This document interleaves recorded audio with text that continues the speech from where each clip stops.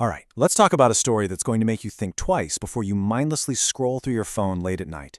We're diving into a chilling tale that starts with something we all do, watching video reels, but ends in a total nightmare pulled from the darkest corners of the web. This is the story of the Yama game. Imagine this. These are the last words a young man named Anant hears before his entire world just goes black. O God of death, may you be victorious. He wasn't the one who said them, but trust me, they would haunt him forever. So who is this guy, Anant? And how in the world did a simple video reel lead to, well, that? To really get it, we've got to rewind. Let's go back 1 year, to a night that seemed completely ordinary.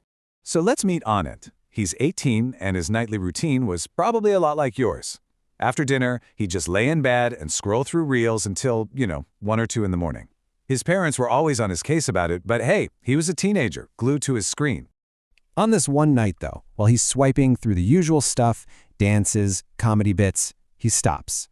A really strange reel pops up on his feed.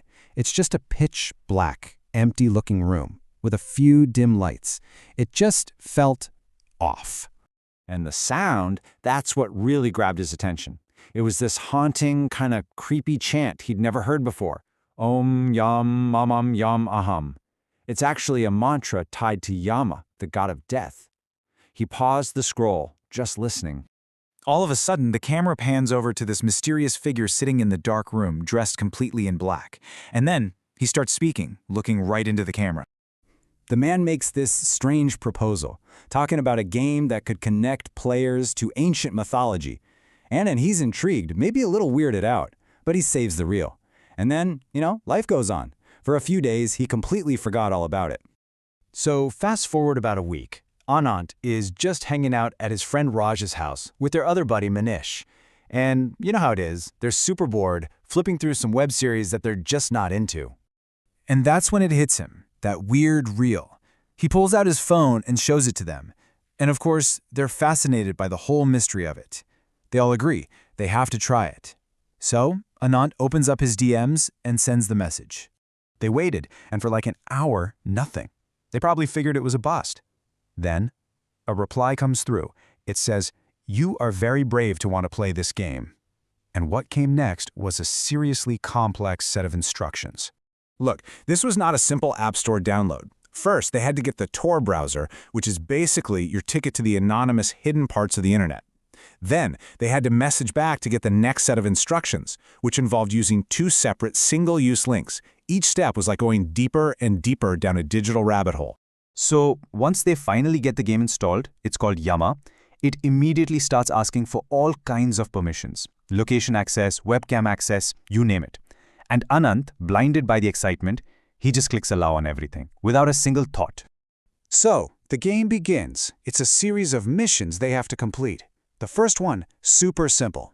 Draw a perfect circle on a piece of paper and show it to the webcam. Easy enough, right? But the tasks, they did not stay simple for long. The missions got more and more personal, and way more unsettling. Find a lizard, pull out your own hair, break your own nail. The tasks were just bizarre, but the boys were completely hooked. They found the whole thing thrilling. And they were absolutely tearing through these missions. I mean, they completed 9 of them in just 23 minutes. Their speed actually triggered something, a new, direct message on Anant's phone from that same original account. The message offers them a special mission and gives them a code to enter. But right here, at this point, Raj gets a really bad feeling. He tells Anant they should stop, that something just feels wrong. Anant just brushes him off, promising it'll be the last mission. So Anant totally ignores his friend's warning. He types the code into the game, and immediately a video file just appears on the screen. He hits play. That haunting chant starts playing again, but this time it's way louder. The video shows several men standing around a table, and on that table, it's not food like you might first think. It was a young boy, tied up. The scene was just horrific. Large patches of the boy's skin were already gone, and the men in the video were tearing off more, all while the boy was screaming those same chilling words. O God of death, may you be victorious. I surrender myself to you. The horror was just too much. Manish immediately got violently sick. Anant was just frozen, his eyes totally glued to the screen. He could hear his friends panicking, but he felt like he couldn't move. And then suddenly, with this loud noise, the computer just shuts down, plunging the room into this whole new kind of terrifying silence. When Anant finally broke his trance and turned around, the scene was just devastating. Manish was unconscious. Raj was in the corner, in a total state of shock, literally clawing at his own skin. The horror wasn't on the screen anymore. It was in the room with them. And Anant, he just felt the world go dark as he fainted. The next thing they know, they're waking up in a hospital. Anand told the police everything about the reel, the user ID, the links. But it was like trying to catch a digital ghost. The ID had been deleted, and the single-use links were totally useless. There was no one to trace. A full year has passed since that night, and the psychological scars are deep.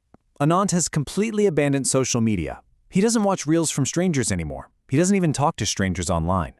The game might be over, but he is still trying to escape the trauma. Now, Anand's story is a fictional, cautionary tale, but it taps into something very real about the psychology of dangerous online challenges. It leaves us with a pretty critical question. How easily can a mix of curiosity, gamification, and peer pressure push us to escalate our own involvement one click at a time until we're somewhere we never ever intended to be?